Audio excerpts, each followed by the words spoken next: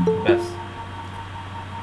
तो बेटे आज शुरू करेंगे स्ट्रेट लाइन के जनरल इक्वेशन से, general equation of a straight line. तो अब सबको पता होगा कि स्ट्रेट लाइन का जनरल इक्वेशन, जब मैं स्ट्रेट लाइन चैप्टर ही शुरू किया था वहाँ पर बताया था कि linear equation in two variable वो क्या होता है बेटा, हमेशा एक स्ट्रेट लाइन को रिप्रेजेंट करता है ना, right. Linear equation in two variable एक स्ट्रेट लाइन को रिप्रेजेंट करता है। तो बेटा देखो ये जो इक्वेशन होता है A X plus B Y plus C is equal to zero, इसमें अगर ए बी दोनों अगर साइमल्टेनियसली जीरो ना हो, A is not equal to zero and B is not equal to zero, अगर साइमल्टेनियसली जीरो ना हो, मतलब x का कोफिशिएंट y का कोफिशिएंट अगर साइमल्टेनियसली दोनों जीरो ना हो, दोनों में से एक जीरो होगा चलेगा, या फिर दोनों में से कोई भी जीरो नहीं चलेगा, लेकिन साइमल्टेनियसली दोनों अगर जीरो ना होते हैं तो ये क्या है बेटे कि this is the general equation of a two variable of a first degree, है ना। ये क्या है बेटे, general equation of a two variables of a first degree, ठीक है ना। ऑब्वियसली इस इक्वेशन का डिग्री 1 है और इसमें 2 वेरिएबल है, तो इसको हम बोलते हैं general equation of 2 variables of first degree. और बेटे एक चीज़ याद रखो बेटे, एक्स एंड वाई के दोनों का कोफिशिएंट साइमल्टेनियसली जीरो नहीं होने चाहिए, जीरो साइमल्टेनियसली नहीं होने चाहिए, ठीक है ना। ओके। और बेटे स्कूल में ये भी पढ़े हो कि जब भी आपको ऐसा कोई भी इक्वेशन दिया जाता है, जैसे कि example 2x plus 3y minus 5 is equal to 0, 2x plus 3 is equal to 0, ये क्या है ना, linear equation in two variable है ना। और मैंने बताया था कि जो दूसरा इक्वेशन ये भी लीनियर इक्वेशन है, टू वेरिएबल है। आप बोलोगे सर दूसरा वेरिएबल कहाँ है, इसमें तो खाली x है, लेकिन अब इसको तो ऐसे लिख सकते हो ना, 2x plus 0 into Y plus 3 is equal to 0। अरे समझ रहे हो। Yes sir. हाँ, तो मतलब आप देख सकते हो कि एक्चुअली में इसमें 2 वेरिएबल है, this is the general equation of 2 variable of first degree, और इसमें y का कोफिशिएंट 0 है, ठीक है, बोल रहा है ना। एक्स वाई का कोफिशिएंट दोनों में से कोई एक जीरो हो सकता है, या फिर दोनों नॉन जीरो हो सकते हैं, लेकिन दोनों साइमल्टेनियसली जीरो नहीं होने चाहिए। अब सोचो अगर एक्स वाई दोनों का कोफिशिएंट जीरो हो गया तो some constant is equal to zero, वो होगा क्या linear equation in two variable, बोलो नहीं ना। Okay, no sir. Very good, very good.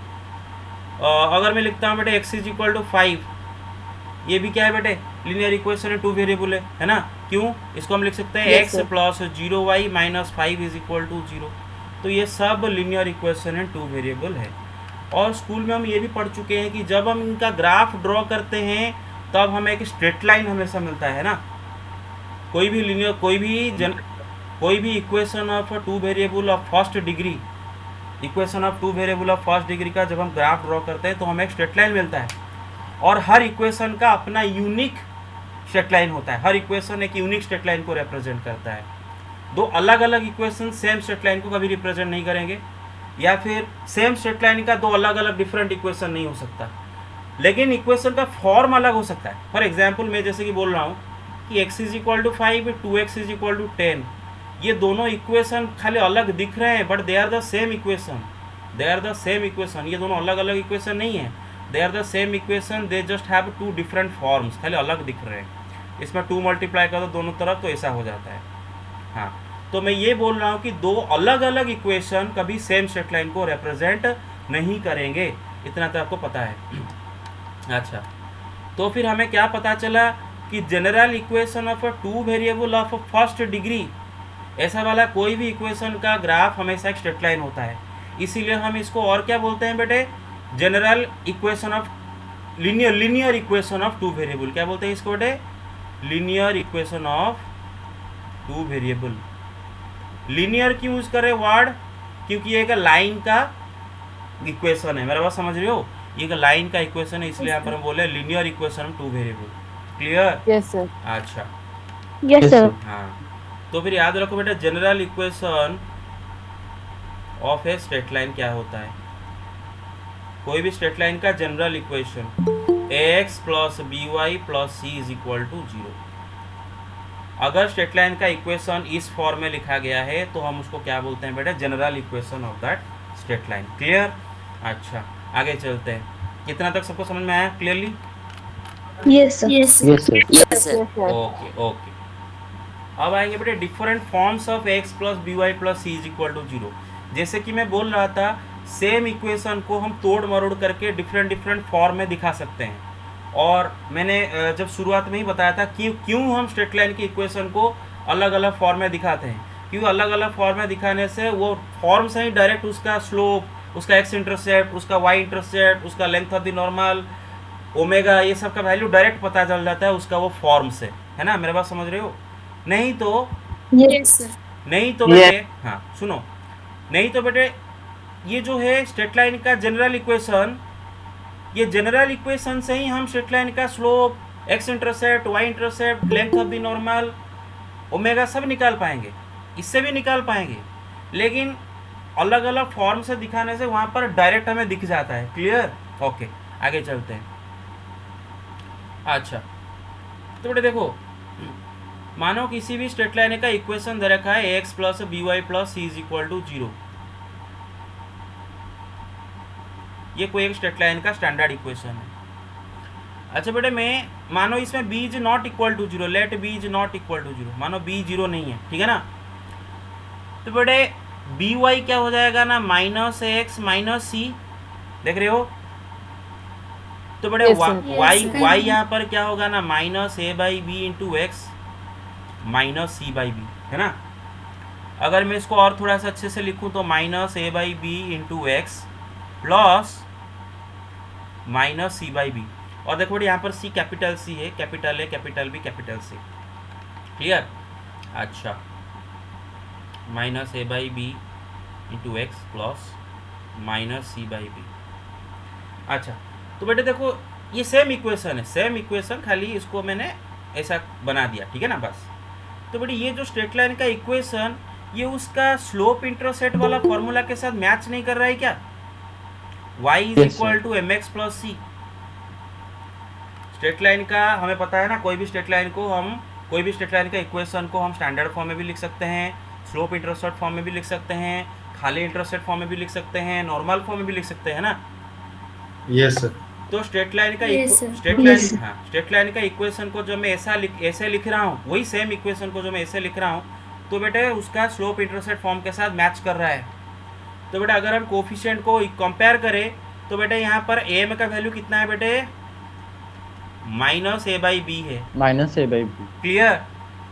और बेटा देखो यहाँ पर ये जो सी है ना बेटे, Y is equal to M x plus C है, स्मॉल सी है ना, वाई इंटरसेप्ट वाला सी है, स्मॉल सी, ठीक है ना। मैं साइड में लिख देता हूँ इसका, ये वाई इंटरसेप्ट वाला सी।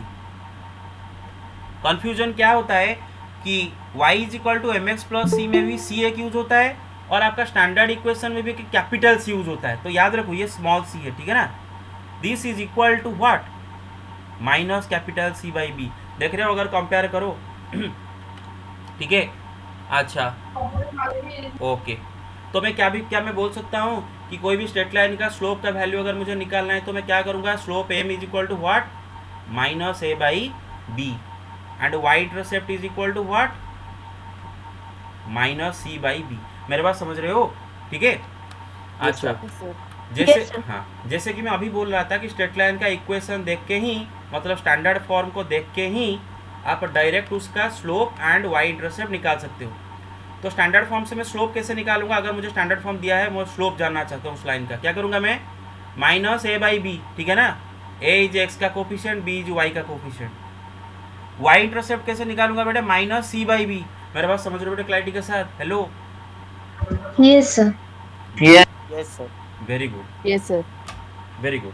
अच्छा, अब बेटे इसी को लेके एक सवाल कर लेते हैं, जैसे कि फॉर एग्जांपल आपको एनसीईआरटी में ये वाला सवाल देखो, हाँ, क्वेश्चन नंबर 7 एंड 8 बोथ देखो, 7 8 दोनों देखो, ठीक है ना। ये 10.3 का है बेटा। क्वेश्चन नंबर 7 में क्या बोला है ना, find the equation of the line parallel to this line 3x minus 4y plus 2 is equal to 0। ऐसा करके एक लाइन है, इसका इक्वेशन हमें पता है। हमारा वाला लाइन इस लाइन के साथ पैरेलल है, ठीक है ना, पैरेलल है। लेकिन बात ये है कि ये लाइन के साथ तो infinite number of lines parallel हो सकते हैं, बहुत सारे पैरेलल लाइन बना सकते हैं। नहीं, उसने और भी दे रखा है कि हमारा वाला लाइन जो कि इसके साथ पैरेलल है also passes through the point -2,3, मतलब हमारा वाला लाइन एक पॉइंट -2,3 के थ्रू पास कर रहा है और ये लाइन के साथ पैरेलल है। तो अब हमें हमारा वाला लाइन का इक्वेशन निकालना होगा। Let its name be L. मेरे बात समझ रहे हो? Hello hello, yes sir. Yes sir. Okay. अब बेटा खुद बताओ, लाइन एल का मुझे अगर इक्वेशन निकालना है, दो ज्योमेट्रिकल पैरामीटर की जरूरत होगा और यहाँ पर एक पॉइंट उसके ऊपर दिया है, तो और क्या चाहिए? या तो एक दूसरा पॉइंट या फिर उसका स्लोप, राइट? हाँ यस सर। लेकिन यहाँ पर क्या आप निकाल पाओगे यहाँ पर इसका एल का? बस स्लोप निकाल पाएगा। स्लोप निकाल पाओगे। -2। Very good. देखो बेटे, ये जो लाइन लिखा है, मैं इसका इक्वेशन थोड़ा अच्छे से लिख देता हूँ फिर से। 3x - 4y + 2 = 0।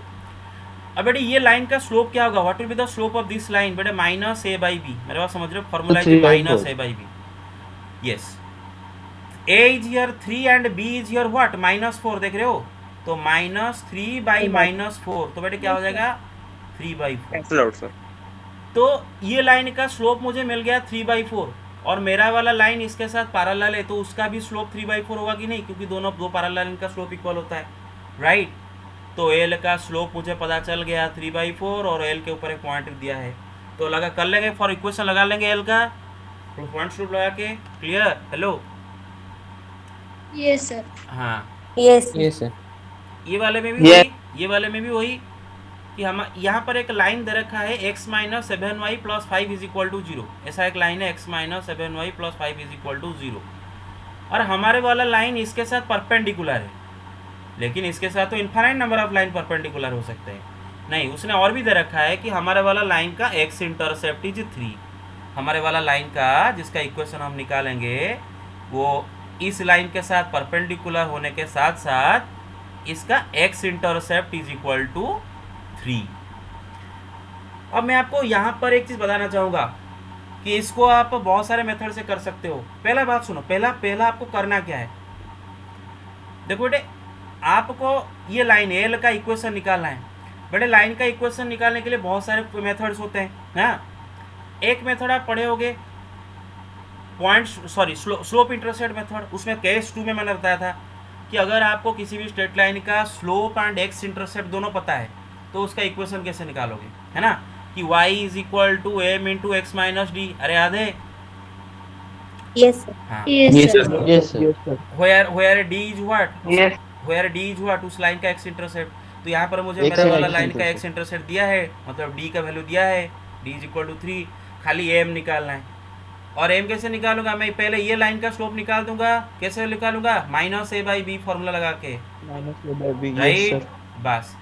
तो और मेरा वाला लाइन एल इसके साथ परपेंडिकुलर है, तो मतलब मेरा वाला लाइन का स्लोप क्या होगा? -1 डिवाइडेड बाई ये लाइन का स्लोप, है ना? क्योंकि अरे समझ में आ रहा है? बस। तो मेरा वाला लाइन का स्लोप निकल गया और उसका एक्स इंटरसेप्ट। अच्छा, दूसरा क्या तरीका है? सुनो, दूसरा तरीका एक्चुअली मेरा कहना मानो ये तरीका ज़्यादा आसान, ज़्यादा ईजी है, मतलब डील करना ईजी है। दूसरा तरीका क्या है? दूसरा भी ईजी है। हाँ बेटा, हमारे वाला लाइन का एक्स इंटरसेप्ट उसने 3 दे रखा है, राइट? अच्छा, जब भी मैं आपको लाइन का एक्स इंटरसेप्ट या फिर वाई इंटरसेप्ट बता दूं तो यार इसका मतलब है मैं लाइन के ऊपर एक पॉइंट का कोऑर्डिनेट आपको बता दिया ऑलरेडी। क्योंकि लाइन का एक्स इंटरसेप्ट अगर 3 है तो इसका क्या मतलब होता है कि वो लाइन एक्स एक्सिस को जिस पॉइंट पर कट कर रहा है उसका एक्स कोऑर्डिनेट 3 है, इसीलिए उसका एक्स इंटरसेप्ट 3 है। मेरा बात समझ रहे हो? मतलब मेरा वाला लाइन है एल का, और और उस पॉइंट का वाई कोऑर्डिनेट तो 0 ही होगा जहाँ पर एक्सिस को कट करेगा, क्योंकि वो पॉइंट एक्सिस के ऊपर है। तो इनडायरेक्टली उसने लाइन एल के ऊपर एक पॉइंट आपको दे दिया है और ऑलरेडी आप स्लोप निकाल दिए हो, मतलब परपेंडिकुलर फॉर्म लगा के। तो स्लोप मिल गया, पॉइंट मिल गया, तो पॉइंट स्लोप लगा के भी इक्वेशन निकाल सकते हो। मेरे बात क्लैरिटी के साथ समझ गए बेटे? Yes sir. Very good, very good. आगे चले? Yes sir. आगे चले या फिर? यस। यस, चलो ठीक है, बस। लेकिन मैं जब ये आपको ये जो, अच्छा इसको हम क्या बोलते हैं पहले मैं यहाँ पर लिख दूँ, मैं लिखना यहाँ पर भूल गया कि हम यहाँ पर क्या करें ना, reduction of general formula, general equation into different forms. मतलब स्ट्रेट लाइन का जो जनरल इक्वेशन है उसको हमने देखो किस में रिड्यूस कर दिया. रिड्यूस करने का मतलब उसको और एक फॉर्म में कन्वर्ट कर देना. उसको फाइनली आपने स्लोप इंटरसेप्ट फॉर्म में कन्वर्ट कर दिए. मेरे बात समझ रहे हो? क्लियर? स्ट्रेट लाइन का स्टैंडर्ड इक्वेशन को आपने स्लोप इंटरसेप्ट फॉर्म में कन्वर्ट किए. इसीलिए मैं यहाँ पर लिखा हूँ, हेडिंग दिया हूँ, reduction of general equation into slope intercept form. Clear? ठीक है. Yes, sir. अच्छा, अब आप मुझे ये, अच्छा ये एग्जाम में नहीं आएगा डेरिवेशन, डोंट वरी. अब आप मुझे पूछना चाहिए कि सर आपने यहाँ पर लिखे कि b is not equal to zero, मतलब y का coefficient not equal to zero के लिए ऐसा किए. ऐसा क्यों किए? कि सही बात है भाई, अगर b को मैं जीरो कर दूँ ये चीज़ अनडिफाइंड हो जाएगा, ये चीज़ अनडिफाइंड हो जाएगा. राइट, देख रहे हो? हाँ. Yes, sir. Yes, sir. तो अभी जरा सोचते हैं, अगर b is equal to zero होता है तो सचमुच होता क्या है. Let's see when b is equal to zero what actually happens. Now when b is equal to zero, तो बेटे स्ट्रेट लाइन का जो स्टैंडर्ड इक्वेशन, जनरल इक्वेशन है, एक्चुअली क्या हो जाएगा ना, ax plus c is equal to zero है ना, क्योंकि बी वाई जीरो हो जाएगा, क्योंकि b is equal to zero है. मेरा बात समझ रहे हो? Yes sir. तो बेटे यहाँ पर x इज इक्वल टू क्या हो जाएगा ना, माइनस c. तो x क्या हो जाएगा बेटे, माइनस c बाई ए. क्या हो जाएगा x? माइनस c बाई ए. देख रहे हो? हाँ. तो यहाँ पर एक बात देखो, यहाँ पर ये जो लाइन दिया था हमें जिसका y कोफिशिएंट जीरो था, मतलब x plus b c is equal to zero, ये असलियत में पता चल रहा है कि this is a line parallel to y axis. सही बात है कि नहीं? x is equal to constant parallel to y axis है ना ये. हाँ. तो मतलब अगर y का कोफिशिएंट जीरो है, मेरे बात समझ रहे हो? अगर y का कोफिशिएंट b जीरो है तो ये लाइन क्या है बेटे एक्चुअली में? Parallel to y axis. मेरा बात समझ रहे हो? या फिर vertical line. Clear? Hello? Yes Yes, sir. sir. हाँ. और Yes, sir. और वर्टिकल लाइन का स्लोप क्या होता है? अनडिफाइंड. और वर्टिकल लाइन का y इंटरसेप्ट भी क्या होता है? अनडिफाइंड. क्योंकि वर्टिकल लाइन किसी भी पॉइंट पर y एक्सिस को कट नहीं करता है. राइट? वो वर्टिकल है ना. मेरे बात समझ रहे हो? वर्टिकल लाइन है ना. और आप इधर से भी देखो, आप अगर b का जगह जीरो डालते तो ये अनडिफाइंड होता है ना, स्लोप इज अनडिफाइंड. इधर बेटा b का जगह अगर जीरो डालते तो y इंटरसेप्ट अनडिफाइंड. देख रहे हो? हेलो? Yes, sir. हाँ. Yes, sir. बस. तो कितनों को ये समझ में आया कि when b is equal to zero this happens. अच्छा, Yes, sir. अच्छा ये वाला लाइन का Yes, x इंटरसेप्ट क्या होगा बेटे? माइनस सी बाई ए. क्योंकि ये वर्टिकल लाइन है. वर्टिकल लाइन मतलब इसके ऊपर सारे पॉइंट का x कोऑर्डिनेट बराबर होगा, इसीलिए तो उसका इक्वेशन है x is equal to minus C by A. तो जो पॉइंट पर x एक्सिस को कट किया होगा उसका x कोऑर्डिनेट भी क्या होगा? माइनस सी बाई ए, और y कोऑर्डिनेट जीरो. मतलब ये लाइन का x इंटरसेप्ट क्या है? माइनस सी बाई ए. अरे समझ रहे हो कि नहीं भाई? Hello? Yes, sir. Yes, sir. Very good, very good. Yes sir. Very good, very good. तो आपको एक छोटा सवाल 1 मार्क का पूछेगा एग्जाम में. ये वाला क्वेश्चन देखो, ये वाला पूछेगा क्या कि यहाँ पर जो क्वेश्चन नंबर किधर गया, हाँ, इक्वेशन इनटू पहला वाला, reduce the following equations into slope intercept form and find their slopes and y intercept. तो बेटा बहुत आसान है, मैं बस एक ही उठाता हूँ इधर से. 6x plus 3y minus 5 is equal to zero आपको दे रखा है, और इसको आपको रिड्यूस करना है किसमें? स्लोप इंटरसेप्ट फॉर्म में. ठीक है ना. जरा एक सेकंड रुको जरा प्लीज, थोड़ा. Yes, very good, very good. हाँ. तो 10.3 का ये वाला देखो, उसने बोला है कि हमें जो स्ट्रेट लाइंस के जनरल इक्वेशन दे रखे हैं उनको स्लोप इंटरसेप्ट फॉर्म में रिड्यूस करो. रिड्यूस करो मतलब स्लोप इंटरसेप्ट फॉर्म में कन्वर्ट करो, और कन्वर्ट करने के बाद स्लोप एंड वाई इंटरसेप्ट दोनों का वैल्यू बताओ. तो इक्वेशन देखो B2 लेता हूँ. 6x plus 3y minus 5 is equal to zero. ये एक स्ट्रेट लाइन का इक्वेशन है, लेकिन किस फॉर्म में है? स्टैंडर्ड फॉर्म में है. हमें इसको इसका y स्लोप इंटरसेप्ट फॉर्म में रिड्यूस करना है. तो बेटा कैसे करेंगे? 3y is equal to what? Minus 6x plus 5. देख रहे हो? Yes, sir. Yes, sir. तो भाई y will be equal to what? Minus 6 by 3x plus 5 by 3 लाके इस साइड में डिवाइड कर दिया, तो ये क्या हो गया? Minus 2x plus 5 by 3. तो बेटे आप इधर आप देखो बेटे, ये किस मतलब स्लोप इंटरसेप्ट के साथ मैच कर रहा है कि नहीं? स्लोप इंटरसेप्ट फॉर्म के साथ स्ट्रेट लाइन का. Yes, sir. हाँ. यहाँ पर एम का वैल्यू क्या है, -2 है, So -2. और सी जो कि वाई इंटरसेप्ट उसका वैल्यू क्या है 5/3 है ना। So 5/3. तो इसका आंसर हो गया। वो पूछा था स्लोप एंड इंटरसेप्ट बताओ, sorry slope and y intercept बताओ।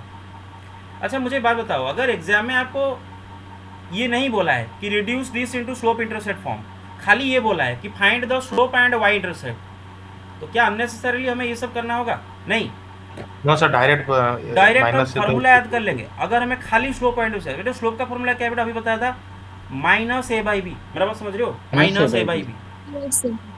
ए इधर क्या है बेटा 6 है, बी क्या है बेटा 3 है ना, तो -6/3 मतलब -2, तो स्लोप डायरेक्ट मिल गया -2, अगर डायरेक्ट हमें खाली अगर पूछा है। वाई इंटरसेप्ट सी, बेटा अभी फॉर्मूला बताया था, Y intercept -c/b, -c/b. -c/b आपको याद रखना है, क्या है बेटा -c/b। अच्छा तो बेटे सी इधर क्या है बेटे -5 है ना, तो -5 मतलब +5/b, b इज 3, 5/3, देख रहे हो, क्लियर? Yes, sir. हाँ, Yes, sir. Yes, sir. Yes, sir. और ध्यान दो ये वाला सी स्मॉल सी है, ये वाई इंटरसेप्ट वाला सी है, और ये जो फॉर्मूला में हम कैपिटल सी लिखे हैं ये है कैपिटल सी, जो स्ट्रेट लाइन का जनरल इक्वेशन का जो कांस्टेंट है, ठीक है। अच्छा बस बाकी आगे करोगे बेटे, खाली मुझे बता दो आप y इज इक्वल टू 0 को स्लोप इंटरसेप्ट फॉर्म में कैसे लिखें? 0 into y is equal to 0 into x plus 0. Yes, y is equal to 0 into x plus 0, अरे सही बात है कि नहीं? Hello, Yes. Yes, sir. इसका स्लोप भी 0, इसका y इंटरसेप्ट सी भी 0, स्मॉल सी, हाँ मेरे बात समझ रहे हो?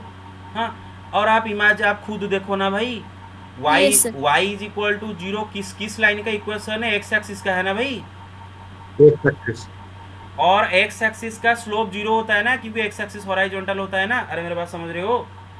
Hello, Yes, sir. हाँ, और एक्स एक्सिस का y इंटरसेप्ट, बेटा व्हाट इज y इंटरसेप्ट, कि जो एक लाइन y एक्सिस को जिस पॉइंट पर कट करता है उस पॉइंट का y कोऑर्डिनेट, भाई एक्स एक्सिस y एक्सिस को ओरिजिन पर कट करता है, मतलब ये पॉइंट पर, और ये पॉइंट का y कोऑर्डिनेट 0 है कि नहीं?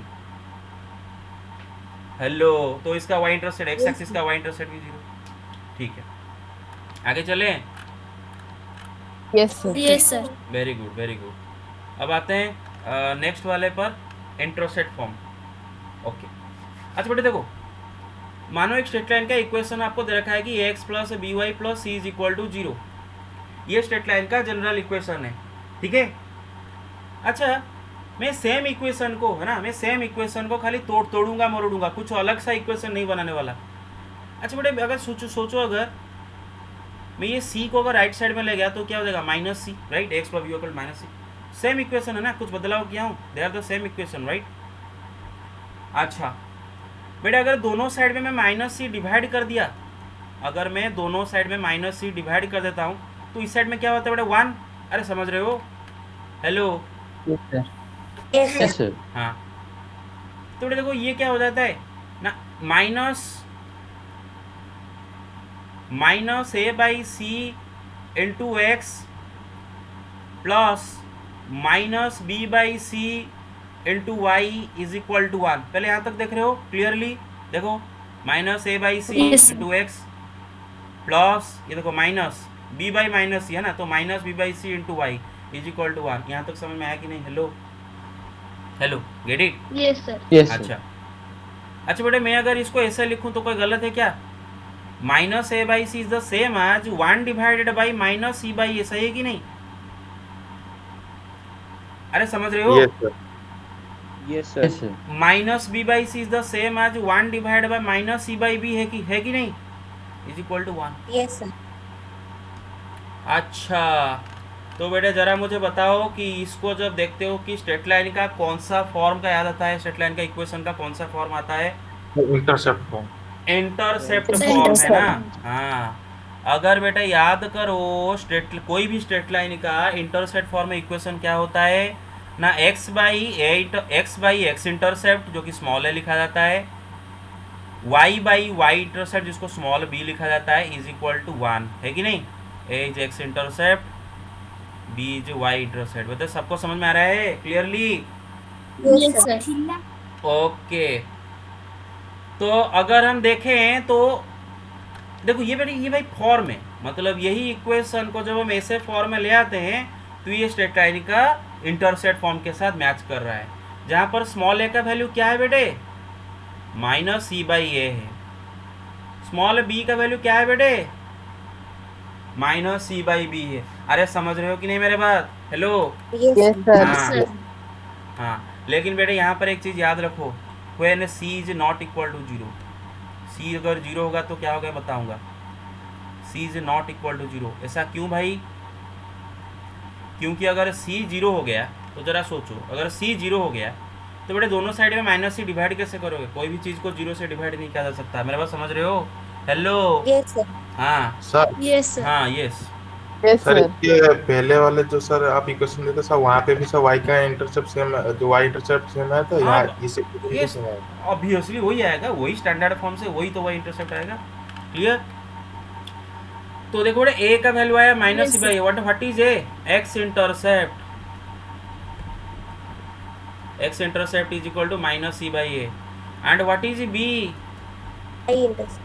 y intercept is equal to minus C by b. तो बेटा आप क्लियरली देख सकते हो कि स्ट्रेट लाइन का स्टैंडर्ड फॉर्म को देख के ही, सॉरी स्टैंडर्ड फॉर्म बोल रहा हूँ, जनरल इक्वेशन, स्ट्रेट लाइन का जनरल इक्वेशन को देख के ही हम वहीं से उसका स्लोप, उसका एक्स इंटरसेप्ट, उसका वाई इंटरसेप्ट सब निकाल पाएंगे। मेरे बात समझ रहे हो? एक्स इंटरसेप्ट का फॉर्मूला होगा minus C by a, y intercept का फॉर्मूला होगा माइनस सी बाई बी, ये कैपिटल सी है, कैपिटल सी तो इक्वेशन होगा। अच्छा y intercept already minus C by b इसका पहले वाले भी तो डिराइव कर दिए थे ना स्लोप इंटरसेप्ट फॉर्म में, अरे याद है ना? Yes, sir. हाँ Yes, यस sir. तो Yes, इधर, हाँ तो इधर दोबारा डिराइव हो गया, अच्छा है राइट, दोबारा डिराइव हो गया।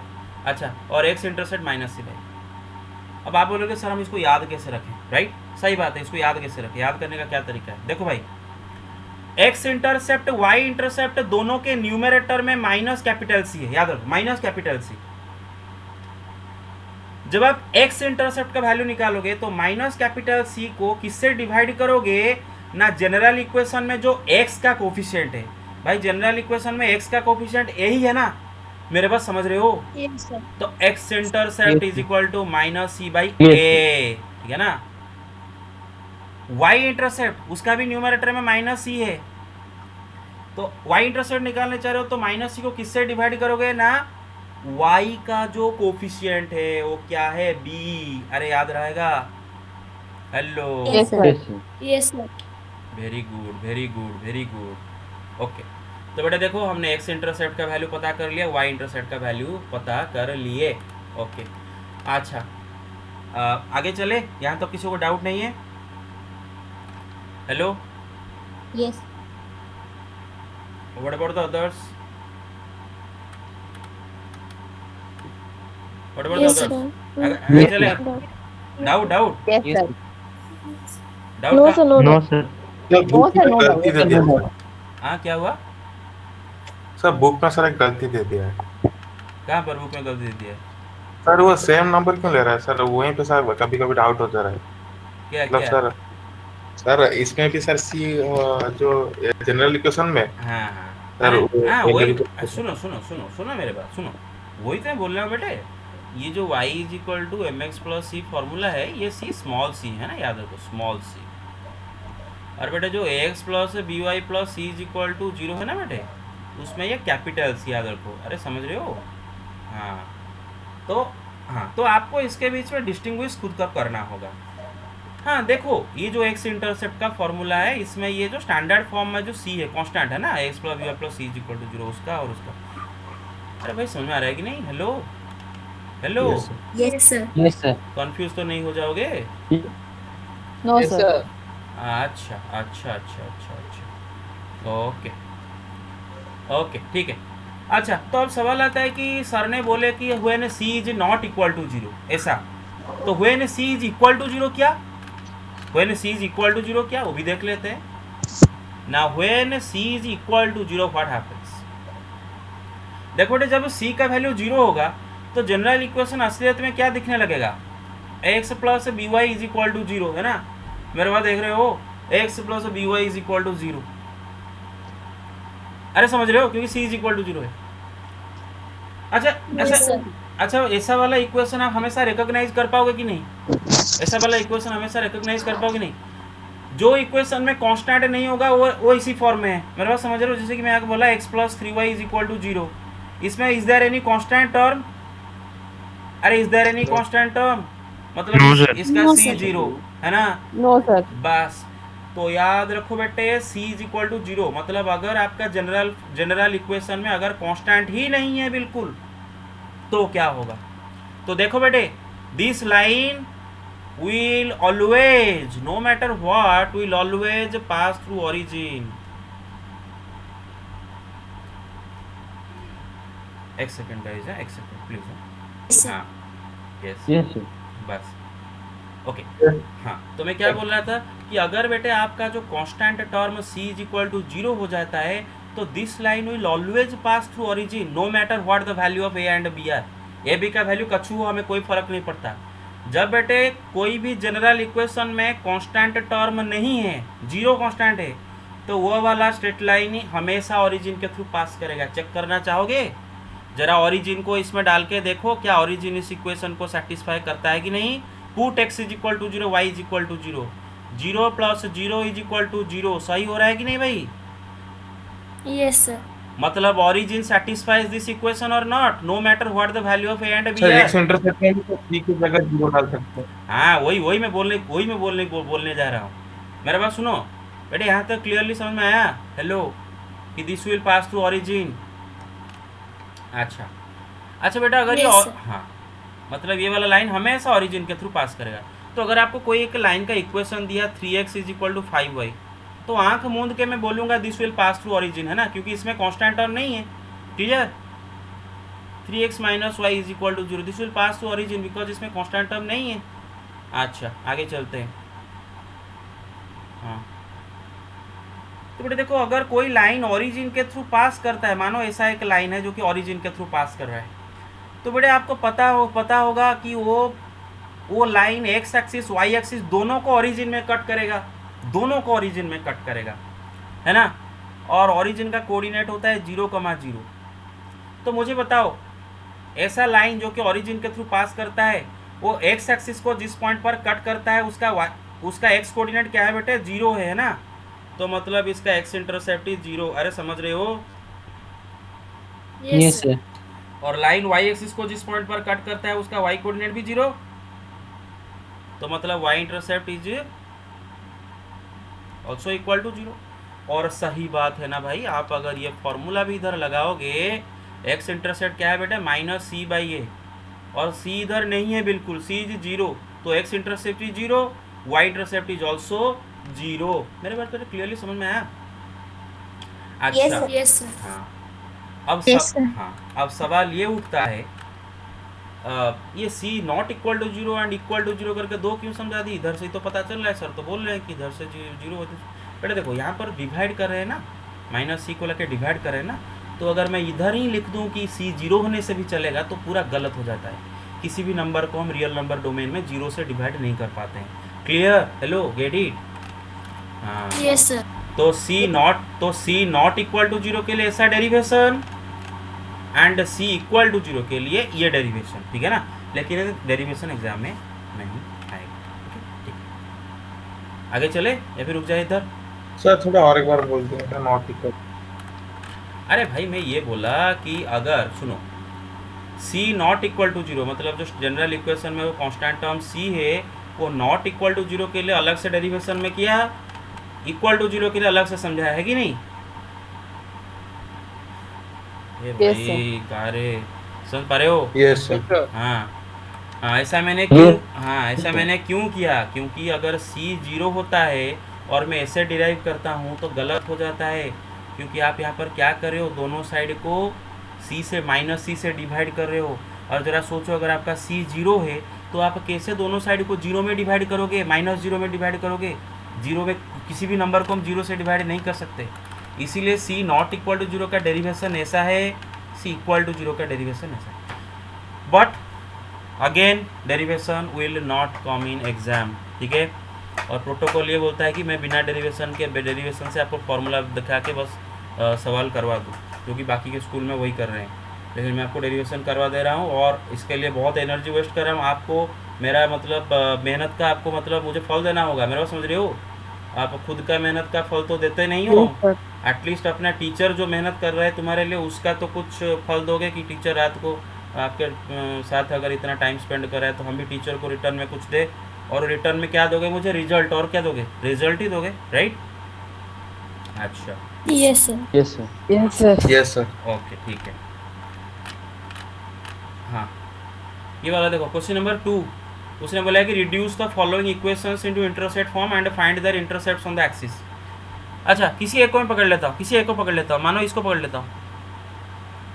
3x plus 2y minus 12 is equal to 0 दे रखा है।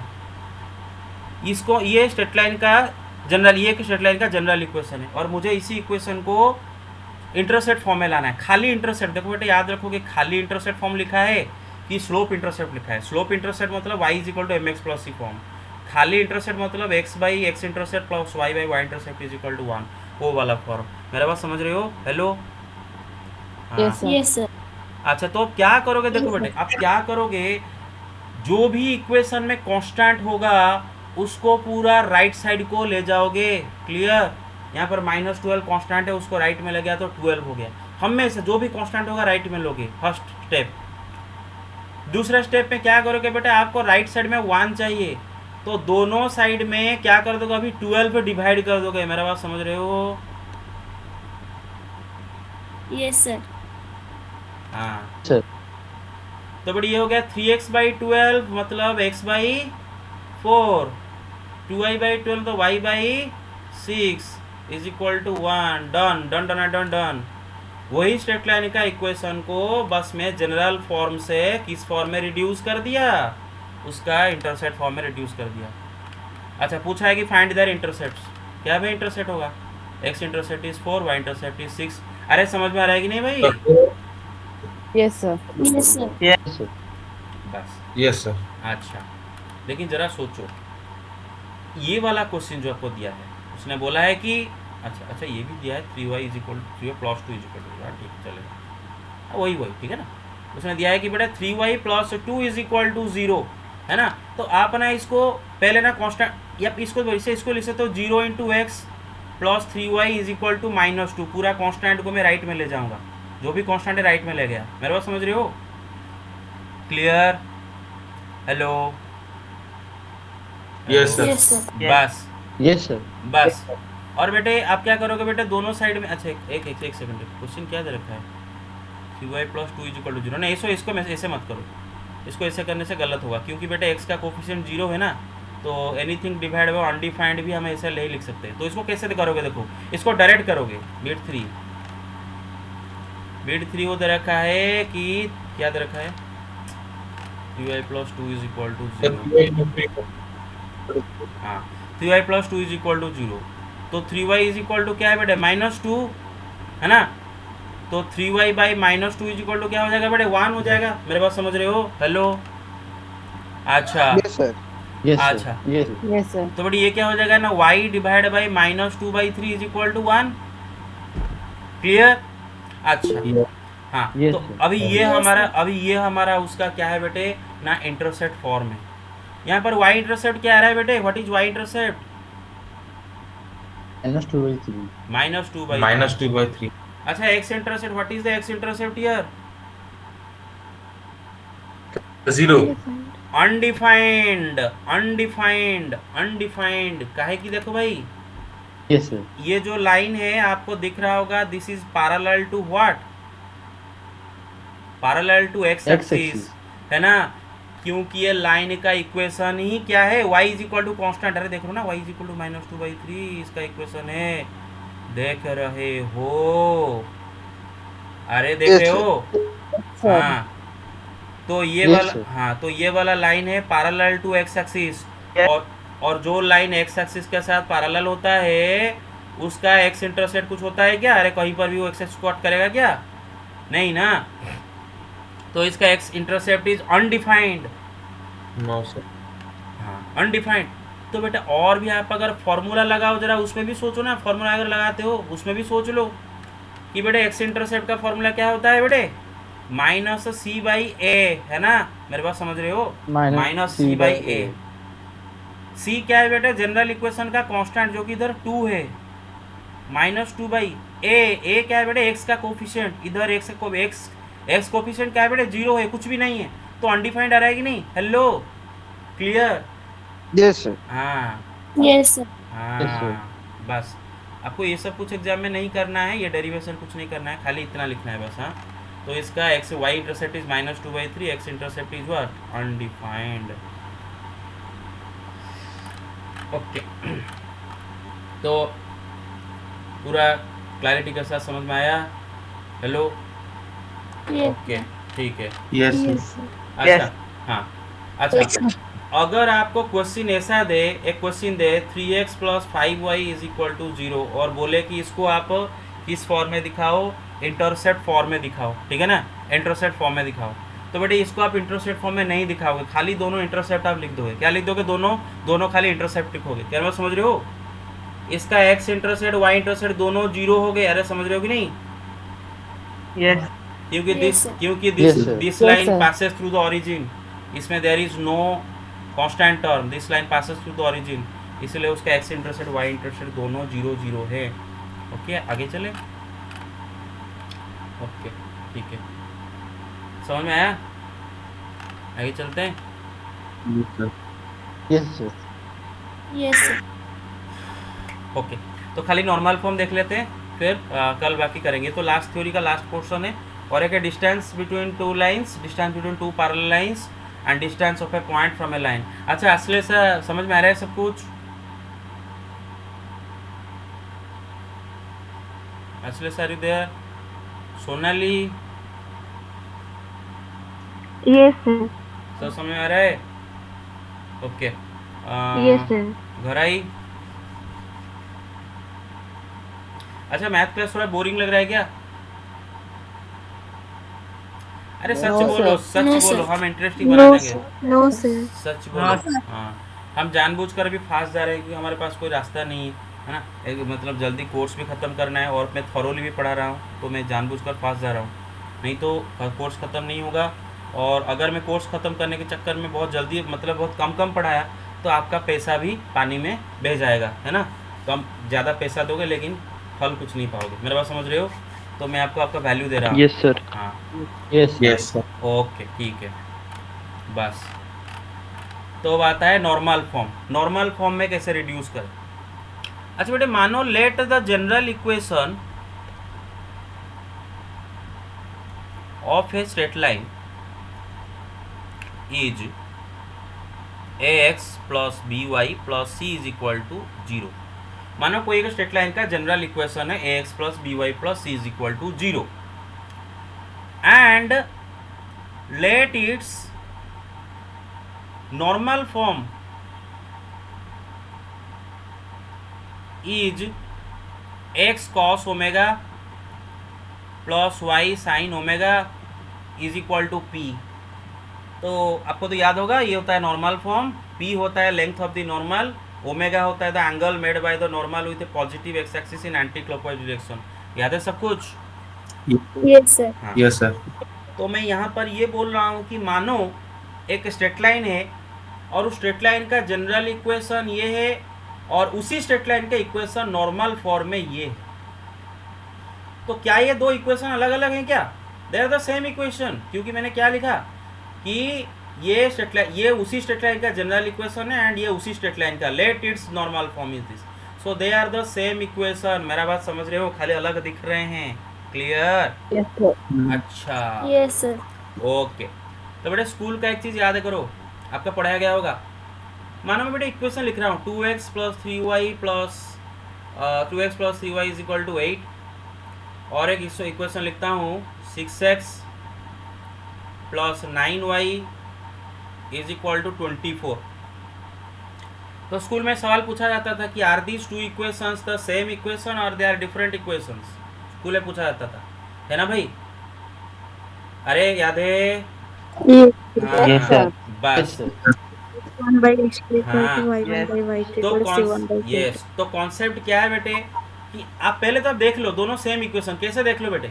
आप ना इसी इक्वेशन के दोनों तरफ अगर 3 डिवाइड कर दो तो बेटे क्या हो जाता है, इस लेफ्ट साइड में 3 डिवाइड कर दो, राइट साइड में 3 डिवाइड कर दो, तो क्या हो जाता है 2x plus 3y is equal to 8 हो जाता है ना। या फिर आप ये इक्वेशन में दोनों साइड में 3 मल्टीप्लाई कर दो तो ये इक्वेशन हो जाता है। मेरे बात समझ रहे हो? हेलो, हाँ Yes. बस। Yes, sir. अच्छा और क्या हाँ yes yes yes So then they will be parallel. Coincident आगे पढ़ेंगे। कोइंसिडेंट खाली पैरेलल कोइंसिडेंट अलग चीज़ होता है, मैं पढ़ाऊंगा आगे पढ़ाऊंगा। यस पैरेलल भी है बट उसके साथ साथ इंपॉर्टेंटली कोइंसिडेंट है जो कि आगे पढ़ेंगे, डोंट वरी आगे पढ़ेंगे। लेकिन फिलहाल यहाँ तक समझ रहे हो, these are the two same equations. अच्छा तरीका क्या जानना है कि बेटे ना दोनों का एक्स कोफिशिएंट का रेशियो ले जाओ। इसका एक्स कोफिशिएंट का रेशियो क्या है बेटा 2:6। अच्छा वाई कोफिशिएंट का रेशियो ले जाओ 3:9 और कॉन्स्टेंट्स का रेशियो भी ले जाओ। देखो सब सेम आ रहा है कि नहीं?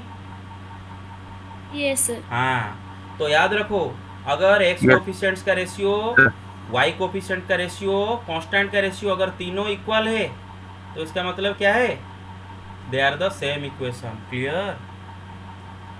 अरे समझ में आ रहा है कि Yes. नहीं रे? Yes, sir. हाँ Yes, sir. Yes, sir. Okay okay. धीरे धीरे आप मुझे फ्रस्ट्रेट करते जा रहे हो भाई, बहुत मैं धीरे धीरे फ्रस्ट्रेट हो रहा हूँ। मैं देख रहा हूँ कि मतलब मेरे हाथ में कुछ नहीं है, कुछ बच्चे ऐसे काम कर रहे हैं, क्लास में नहीं आ रहे हैं, ये बदमाशी कर रहे हैं और फ्रस्ट्रेट हो जाता हूँ मैं, है ना। पर मतलब इतना शांति से नहीं पढ़ा पाता हूँ जितना शांति से पढ़ाना चाहता हूँ। अभी देखो कितना कम बच्चे देखो क्लास में, कितना बच्चे देखो 43, 100 बच्चों में से 41 बच्चे हैं मुझे मिलाकर, मुझे मिलाकर 43। 100 बच्चों में से 41 बच्चे आए हैं, बाकी के बच्चे क्या कर रहे हैं आप इमेजिन करो। ये लिंक मतलब स्टूडेंट ग्रुप में भी गया है और मुझे इतना मतलब ये समझ में नहीं आ रहा है कि पेरेंट्स लिंक क्यों नहीं चेक करें कि लिंक आ रहा है बच्चा का फ़ोन में और बच्चा क्लास अटेंड नहीं कर रहा है और दोस्त दे रहे हैं टीचर को। अच्छा बताओ हम क्या करें, हम इधर से बैठ के कैसे कंट्रोल करें? आप तो लिंक देख के ज्वाइन करो कि नहीं करो, हम इधर से बैठ के कैसे कंट्रोल करें? टेलीपैथी है क्या? मतलब हमारे ब्रेन से हमारे ब्रेन से वो बच्चा का ब्रेन तक कांटेक्ट करके बोले अरे तू ज्वाइन कर बोले उसको, हैं? बोल बताओ, राइट बताओ। अच्छा स्कूल में अगर इवनिंग क्लास होता है, कोई बच्चा अगर इवनिंग क्लास में नहीं आया तो हम क्या करेंगे? वहाँ पर कर सकते हैं, वहाँ पर कर सकते हैं क्योंकि हमारे हाथ में वो हमारे पास है, तो जाके उसको डंडा से 2 लगाएंगे, फिर वो आके क्लास में बैठेगा चुपचाप। तब तक डंडा लगाएंगे जब तक वो पूरा चुपचाप आके क्लास में नहीं बैठता। लेकिन जो बच्चा घर में बैठा है उसका हम क्या करें बताओ? What shall we do? कोई बताओ, आप से कोई कर सकता है कुछ? No sir. No, sir.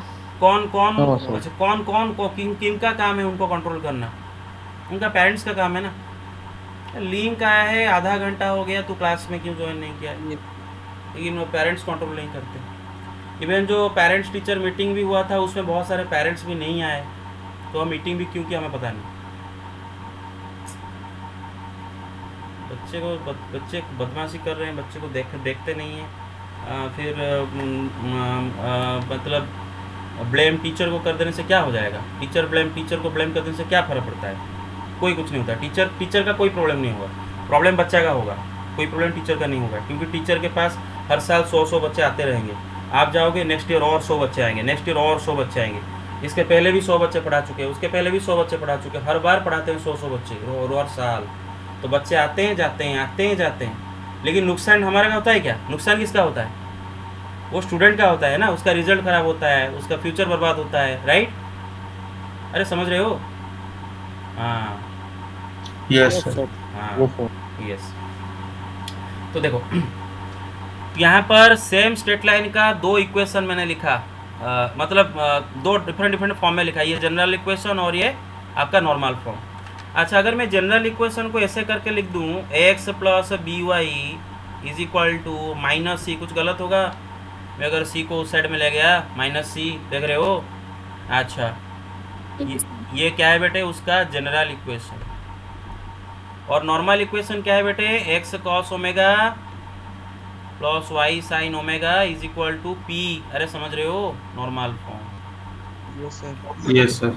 हाँ और हमें यहाँ पर क्या लिए कि ये दोनों सेम स्ट्रेट लाइन का इक्वेशन है। Let they are the equations of the same straight line. तो मतलब दोनों सेम इक्वेशन भी है, क्योंकि एक स्ट्रेट लाइन का तो एक से ज़्यादा इक्वेशन नहीं होता, same equation, they are the same equations, right, therefore they are the same equations.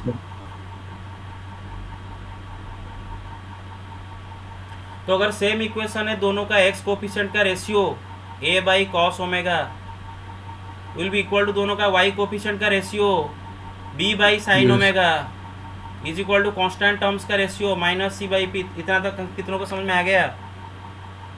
Yes sir. Very good very good very good very good, okay. तो मुझे बेटे बताओ, यहाँ से हमें दो रिलेशन मिलता है, एक है a by cos omega is equal to minus C by p, एक मिलता है b by sine omega is equal to minus C by p, और बेटे ये क्या मिला, a by cos omega is equal to b by sine omega, उसको छोड़ो। अच्छा इधर से बेटे मुझे एक बात बताओ, minus C cos omega will be equal to what, p ए, है ना भाई, मेरे बात समझ रहे हो, क्रॉस कर दिया, p a minus C cos omega. अच्छा इधर से देखो बेटे, अगर इधर में क्रॉस कर दिया तो बेटे minus c sine omega will be equal to what, p b, right. अच्छा ओके ठीक है। तो बेटे देखो मैं क्या करूँगा बेटे, माइनस सी कॉस ओमेगा का स्क्वायर में माइनस सी साइन ओमेगा का स्क्वायर ऐड करने वाला हूँ। तो बेटे देखो माइनस सी का स्क्वायर क्या हो जाएगा, सी का स्क्वायर ये हो जाएगा कॉस स्क्वायर ओमेगा, प्लस ये बेटे माइनस सी का स्क्वायर कितना हो जाएगा, सी का स्क्वायर, और ये क्या हो जाएगा, साइन स्क्वायर ओमेगा। बेटे सी स्क्वायर दोनों से कॉमन ले गया तो cos square omega plus sine square omega equal to 1, तो C square into 1 is equal to what, C square. अरे समझ रहे हो? हेलो अच्छा तो बेटे minus C cos omega is what actually में, पी ए, है ना, ये एक्चुअली में असलियत में है क्या, पी ए। तो माइनस सी कॉस ओमेगा का स्क्वायर मतलब पी ए का स्क्वायर, मतलब पी स्क्वायर ए square, plus minus c sine omega मतलब क्या है बेटा, पी बी, तो इसका स्क्वायर मतलब p square b square is equal to c square. तो बेटे पी स्क्वायर कॉमन ले आया, तो P square whole into a square plus B square is equal to c square. अरे समझ में आ रहा है? तो पी स्क्वायर क्या हो गया ना, C square by A square plus B square. अच्छा P, what is P, length of the normal, है ना, पी क्या है, लेंथ ऑफ द नॉर्मल, और नॉर्मल का लेंथ कभी नेगेटिव होगा क्या, नॉर्मल का length is always positive, right, अरे ऑलवेज पॉजिटिव। Yes sir. तो पी स्क्वायर अगर ये है तो पी क्या होगा, इसका स्क्वायर रूट। लेकिन बात ये है कि इसका दो स्क्वायर रूट होंगे, एक पॉजिटिव स्क्वायर रूट एक नेगेटिव स्क्वायर रूट, हर नंबर का 2 स्क्वायर रूट होते हैं, लेकिन हमें यहाँ पर इसका पॉजिटिव स्क्वायर रूट चाहिए, तो मैं खाली ये सिंबल ले रहा हूँ, ठीक है ना, आगे प्लस माइनस नहीं दे रहा हूँ। Yes sir. अच्छा अभी बेटे क्या होगा, ऊपर सी स्क्वायर का रूट ओवर, नीचे root over of A square plus B square. अच्छा सी स्क्वायर का रूट ओवर क्या होगा, खाली सी लिखूंगा कि मॉड सी लिखूंगा, मॉड सी, मॉड सी लिखूंगा, है ना, क्योंकि मैंने बताया था एक्स स्क्वायर का root over is equal to mod x, क्योंकि सी यहाँ पर पॉजिटिव है कि नेगेटिव है मुझे पता नहीं, सी क्या है, okay, divide by root over of A square plus B square. तो आप खुद देख लो, स्ट्रेट लाइन का standard equation, sorry general equation से मैं उसका नॉर्मल का लेंथ निकाल पाऊंगी नहीं, फॉर्मूला के minus mod of c divide by root over of A square plus B square. अरे समझ में आ रहा है? Yes sir. यस अच्छा यस सर। ये बेटा इक्वेशन 3 है और ये इक्वेशन 4 है। बेटे इक्वेशन 3 को अगर हम गौर करके देखें, फ्रॉम इक्वेशन 3, अरे और जगह नहीं है क्या, अच्छा इधर लिख लेता हूँ, ठीक है। इक्वेशन 3 में क्या दे रखा है ना, minus what is p a is equal to minus C cos omega, है ना, p a is equal to minus C cos omega.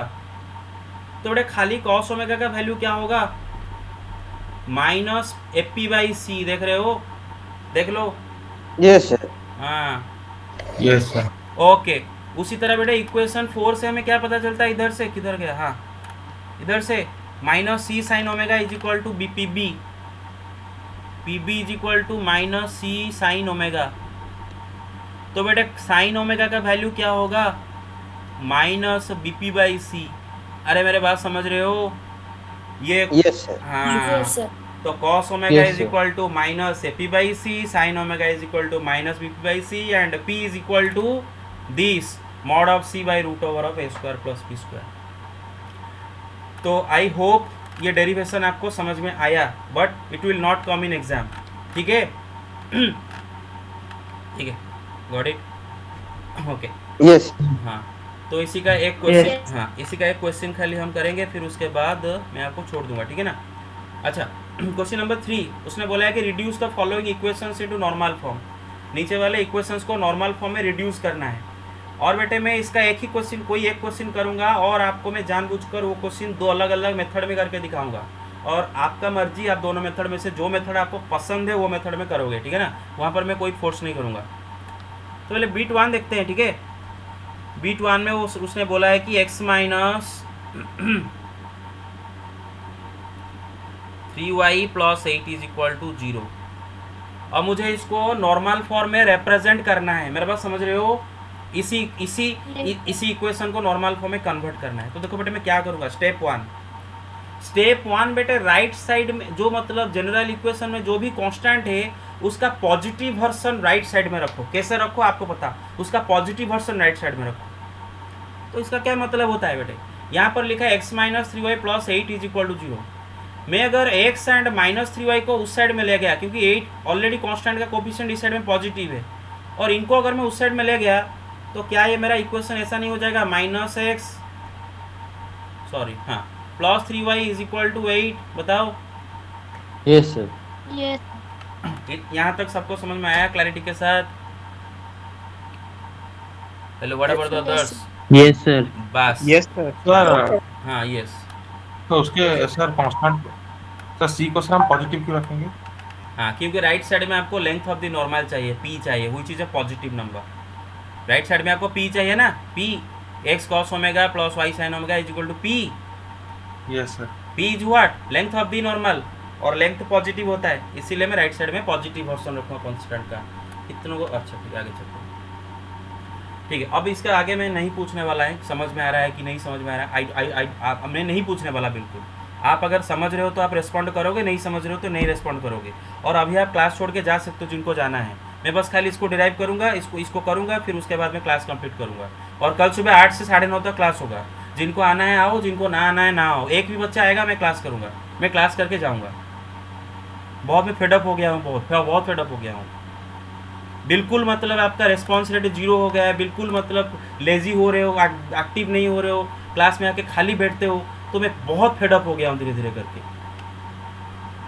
हाँ, मेरे मतलब बोलने के बाद आपको क्यों बोलना पड़ रहा है कि ये सर समझ में आ रहा है। मेरे ना बोलने से आप नहीं रिस्पॉन्ड कर सकते टीचर को कि हाँ सर समझ में आया, ये सर दो मतलब 5 मिनट के अंतर में एटलीस्ट ये सर तो बोलो, ताकि टीचर को पता चले कि आप सुन रहे हो।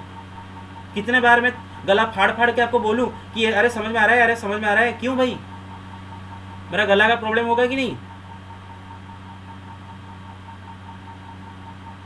हाँ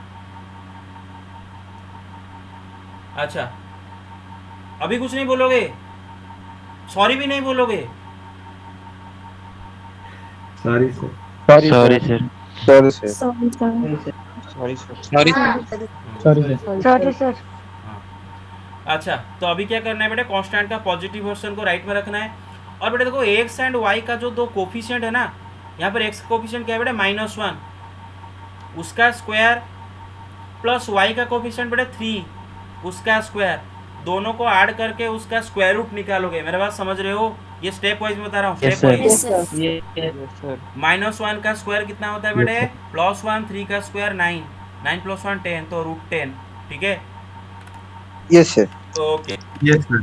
बस दोनों साइड में क्या करेंगे बेटे, इक्वेशन के दोनों साइड में हम √10 डिवाइड करेंगे। अच्छा, ये √10 क्यों आया, एक सेकंड रुको। √10 मतलब आएगा तो cos ओमेगा निकालने में थोड़ा मुश्किल होगा। x माइनस, अच्छा ठीक है, 1 मिनट रुको जरा, मैं देख लेता हूँ बुक में क्या क्वेश्चन दिया था। अरे बुक का क्वेश्चन किधर है, इधर है। हाँ सॉरी, x माइनस √3y + 8 दिया है। सॉरी, मैं क्वेश्चन गलत लिखा हूँ, सॉरी। हाँ, तो x minus x plus √3y, ठीक है। अच्छा, तो ये √3 का स्क्वायर, यस सर। हाँ, x का कोफिशिएंट का स्क्वायर प्लस y का कोफिशिएंट का स्क्वायर का रूट ओवर। बेटा -1 का स्क्वायर कितना 1, 1 3 का स्क्वायर 3, 4 का स्क्वायर 2. बस। अब क्या करोगे ना, इक्वेशन के बोथ साइड में इसको डिवाइड करोगे, याद रखो ऐसा ही स्टेप सब, ठीक है। डिवाइडिंग बोथ साइड सब तो इक्वेशन बाई 2, तो बेटा क्या हो जाएगा बेटा -x/2 plus √3/2 y is equal to 8/2 कितना बेटा 4 है ना, मैं लिख देता हूँ इधर, Yes. Dividing both sides by 2। बस अब आपका काम 75% कंप्लीट हो गया। जब आप बेटे इसको देखोगे तो आपको पता चलेगा here cos omega is equal to -1/2, sin omega is equal to √3/2 and p is equal to 4। You get it? Hello, Yes, sir. Yes, sir. Yes, sir. अच्छा Yes, sir. बस अभी बेटे देखो, आपको क्या लगता है कि is this the normal form? No. जब तक आप इसको x cos omega plus y sin omega is equal to p ऐसा करके ना लिखते हो तो वो नॉर्मल फॉर्म में नहीं काउंट किया जाएगा। तो ये cos ओमेगा का वैल्यू 1 -1/2, लेकिन उसको एक्सप्रेस करना पड़ेगा cos ओमेगा sin ओमेगा के फॉर्म में। तो मतलब यहाँ पर हमें ओमेगा का वैल्यू चाहिए, राइट? Get it? अच्छा Yes, sir. तो बेटे देखो, ओमेगा का वैल्यू निकालने के लिए मैं आपको आसान तरीका बताता हूँ। पहले तो साइन ओमेगा कॉस ओमेगा दोनों दे रखा है, तो टैन ओमेगा क्या होगा बताओ? Sine omega by cos omega yes sir. Yes, sir.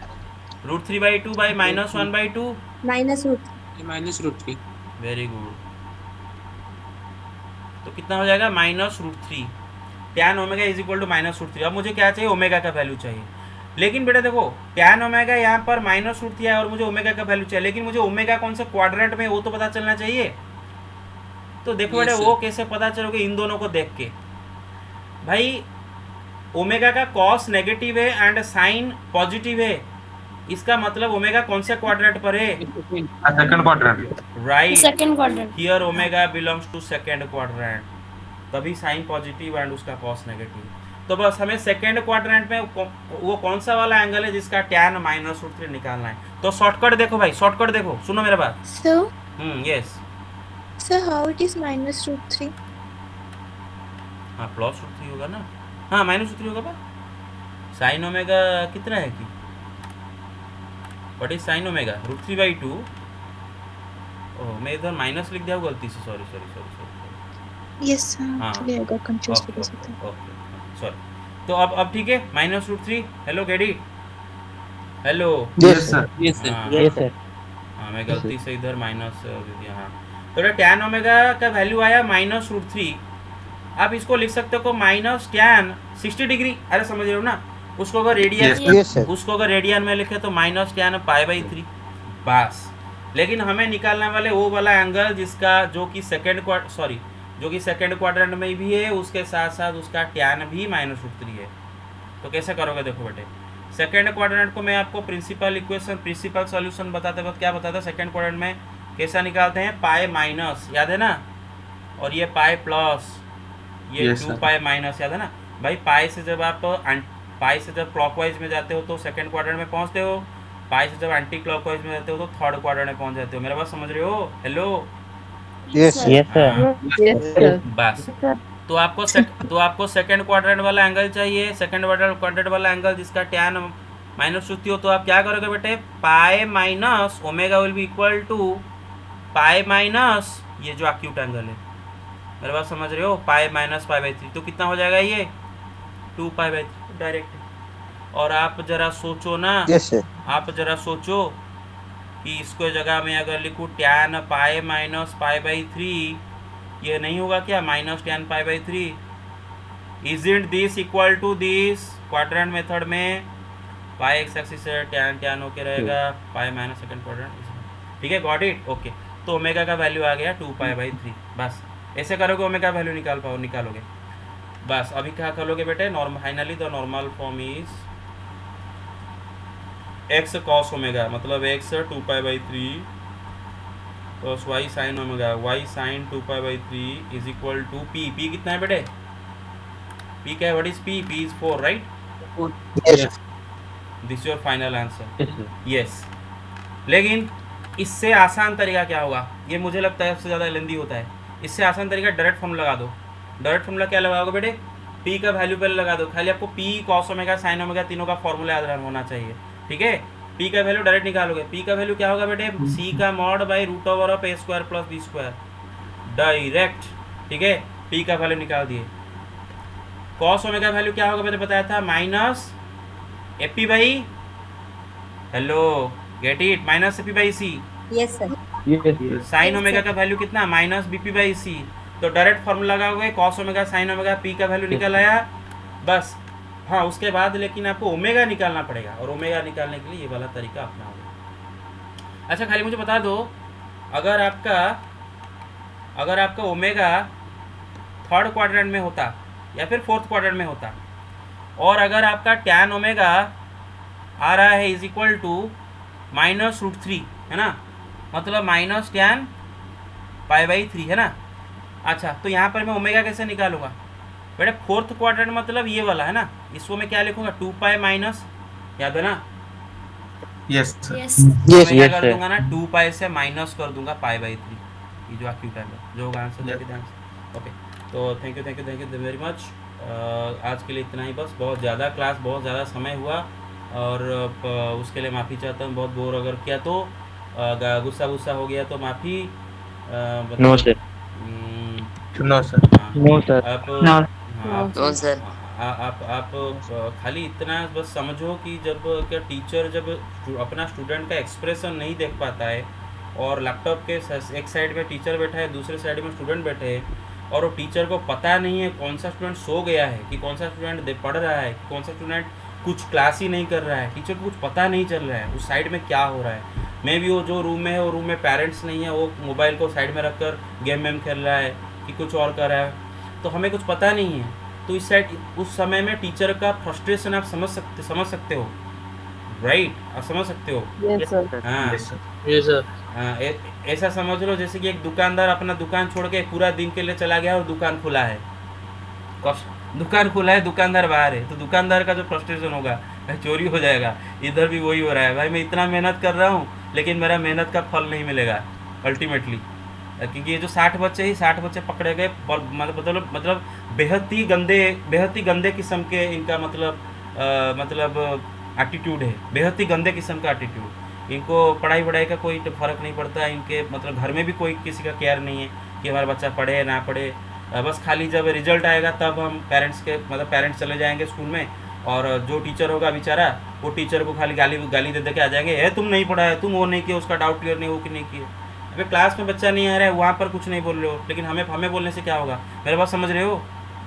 Yes, sir. हाँ, यही होता है और कुछ नहीं। तो आई थिंक आप लोग कोऑपरेट कर रहे हो, और मैं बहुत खुश हूँ, आप लोग रेगुलर आ रहे हो। Thank you very much, bye. Thank you sir. Thank you, Thank sir. you, sir. Thanks, sir. Thank you sir. Welcome. Good night sir. Thank you, sir. Good night, sir. Good night. Thank you sir. Good night sir. Good night. Thank you sir. Good night. Welcome. Thank you sir. Signing out sir. Yes.